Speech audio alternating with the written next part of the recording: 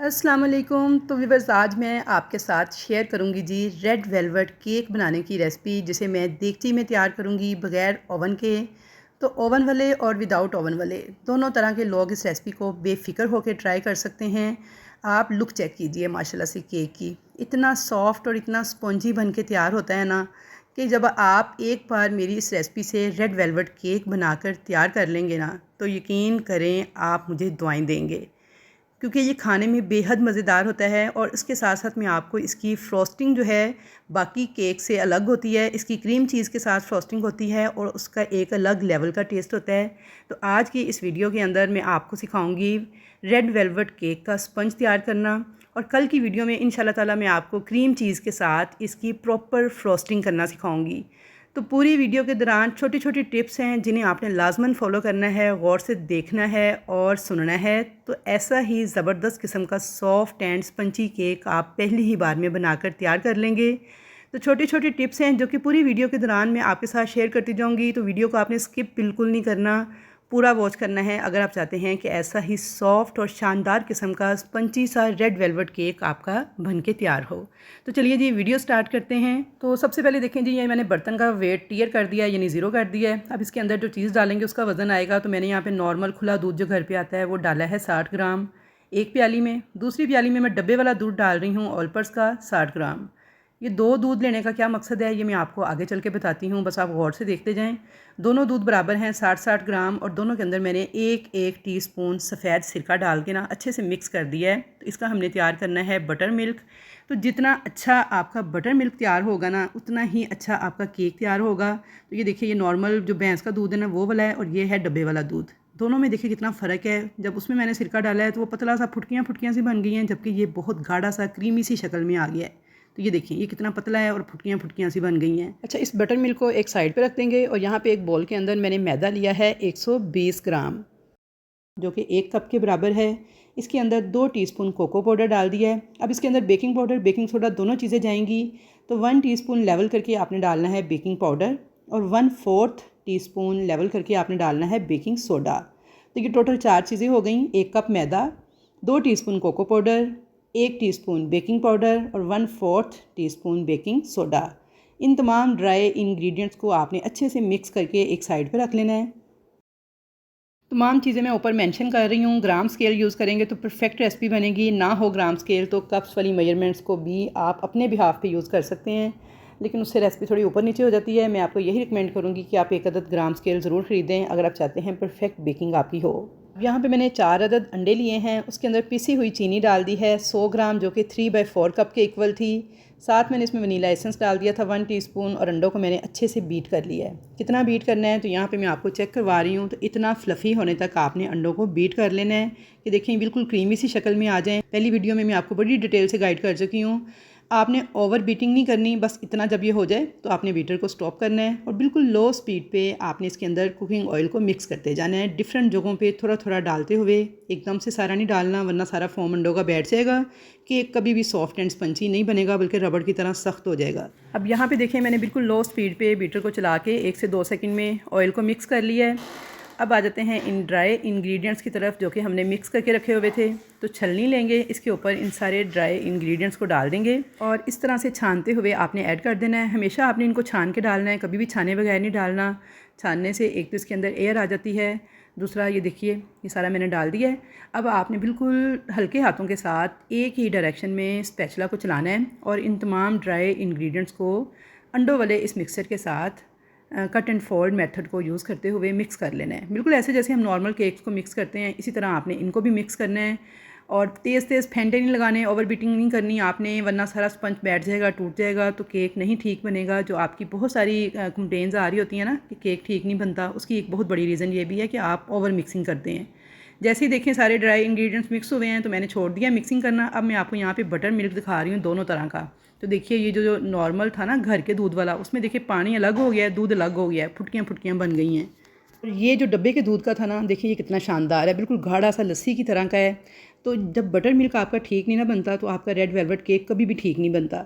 ये चीज़ें मैंने बहुत एक्सपीरियंस के बाद सीखी हैं, जो मैं आपको आज की वीडियो में बता रही हूँ कि आपने जब रेड वेलवेट केक तैयार करना है ना, तो बटर मिल्क आपने घर वाले आम नॉर्मल दूध से तैयार नहीं करना। अच्छे वाला या तो गाढ़े वाला दूध हो खालस, या फिर डब्बे वाला दूध इस्तेमाल कर लें, ये सबसे बेस्ट है।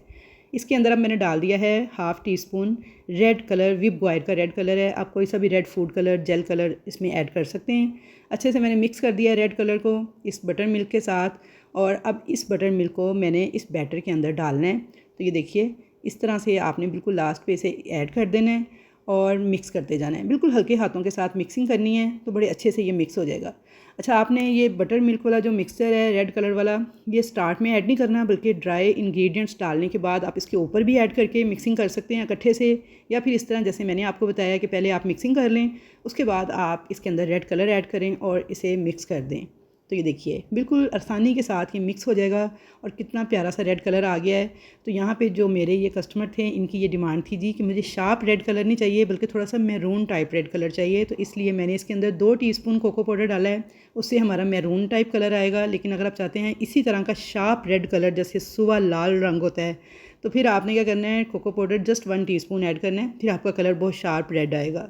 तो यहाँ पे देखें जी, ये बैटर की कंसिस्टेंसी होनी चाहिए। अब 6 इंच का जो मोल्ड लिया था मैंने, उसे मैंने ग्रीस करके बटर पेपर लगा के रेडी करके रखा हुआ था, उसके अंदर इस सारे बैटर को डाल देंगे।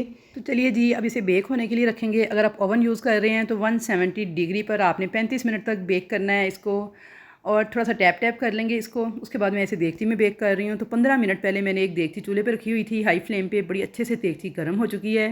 देगची को आपने फुल तेज़ गर्म करना है कि इसमें से धुएं निकलते नज़र आएँ, आपको सेक महसूस होना चाहिए, इतनी तेज़ आपकी प्री हीट देगची होनी चाहिए अगर आप चाहते हैं अच्छा सा केक बेक हो। अब इसके अंदर आपने केक रख देना है स्टैंड के ऊपर, इसे कवर कर देना है फ़ौरन से, और फ्लेम नीचे ऐसे कर देना है जैसे चावलों को दम लगाते हैं। तो बिल्कुल दम वाले फ्लेम पे आपने इस केक को बेक करना है। इसे आपने तेज़ आंच पे बिल्कुल भी बेक नहीं करना, वरना केक अंदर से ना ऐसे मीनार सा बन जाएगा, बिल्कुल प्रॉपर ऊपर से फ्लैट बेक नहीं होगा। तो इसलिए रेड वेलवेट केक को हमेशा आपने दम वाले फ्लेम पे बेक करना है। अच्छा, यहाँ पे मैं आपको क्या दिखा रही हूँ, ये मैं आपको वो वाला बटर मिल्क दिखा रही हूँ जो कि गाय के दूध से तैयार किया था, जो घर में नॉर्मल दूध आता है ना। देखें कितना पतला सा है, फुटकियाँ बन चुकी हैं, पानी अलग हो रहा है। अब इसे मैं वेस्ट कर दूँगी, क्योंकि अगर हम ये वाला बटर मिल्क यूज़ करेंगे ना, तो यकीन करें केक कभी भी आपका अच्छा नहीं बनेगा। रेड वेलवेट केक जो है ना, आपका हमेशा रबड़ की तरह का सख्त सा स्पंज बनेगा। तो इसलिए आपने जब भी रेड वेलवेट केक बनाना है, डब्बे वाले दूध का इस्तेमाल करें तो ज़बरदस्त और परफेक्ट रिज़ल्ट मिलेगा आपको। तो ये 2 किस्म के बटर मिल्क मैंने आपको इसीलिए बना के दिखाए थे ताकि मैं आपको इनका फ़र्क दिखा सकूं। तो चलिए जी, अब इसे मैं वेस्ट कर दूंगी। अब हमें यहाँ पे इस केक को बेक करते हुए तकरीबन लग गए थे मुझे 50 मिनट। आपने इसे 40 मिनट पे चेक कर लेना एक दफ़ा। तो ये देखिए 40 मिनट पे मैंने चेक किया था ना, तो ये देखिए टूथपिक के साथ थोड़ा सा ये गीली सी आ रही थी बाहर। तो मैंने इसे दोबारा से बेक किया था 10 मिनट। तो 10 मिनट के बाद यहाँ पे तकरीबन हो गए थे 50 मिनट, मैंने जब टाइम नोट किया था बिल्कुल दम वाले फ्लेम पे। तो ये देखिए अब ये बिल्कुल क्लियर आ रही है, इसका मतलब है हमारा केक बेक हो चुका है। अगर आपकी टूथपिक के साथ ज़रा सा भी कुछ गीलापन महसूस हो तो आपने इसे 5-10 मिनट मज़ीद बेक कर लेना है। अब इसे बाहर निकाल लिया था मैंने, रूम टेम्परेचर पे छोड़ दिया था ताकि थोड़ा ठंडा हो जाए। तो अगर आपके केक को बेक होने में 50 मिनट से भी थोड़ा ज़्यादा टाइम लग जाता है ना, तो कोई बात नहीं, आपने परेशान नहीं होना। हर एक का देगची का टेम्परेचर उसकी मटेरियल पे डिपेंड करता है, गैस के प्रेशर पे डिपेंड करता है। तो 5-10 मिनट ऊपर नीचे हो जाना कोई मसला नहीं है, आपने इसको इग्नोर करना है।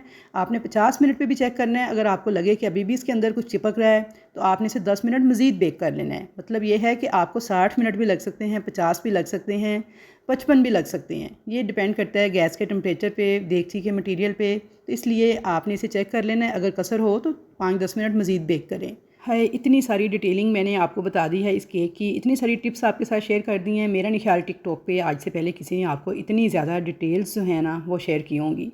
अच्छा, यहाँ पे आप केक चेक करें, बाकी सारी बातें छोड़ें, और ये देखिए माशाल्लाह से कितना सॉफ्ट और कितना स्पंजी बन के तैयार हुआ है। अगर मैं इसमें डालती ना घर वाले दूध का बटर मिल्क बना के, तो इसने रबड़ की तरह का स्पंज बनना था, थोड़ा सा बिल्कुल छोटा सा पिद्दा सा स्पंज बनना था, और अंदर से भी वो सख्त सा रबड़ की तरह का होना था। जबकि ये बहुत डेलिकेट, बहुत सॉफ्ट और बहुत ही मॉइस्ट किस्म का केक होता है।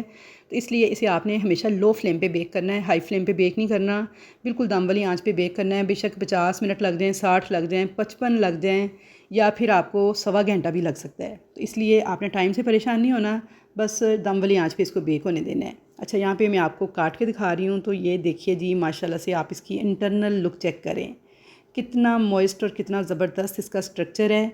ये देखिए जी, टेक्सचर चेक करें आप ज़रा इसका।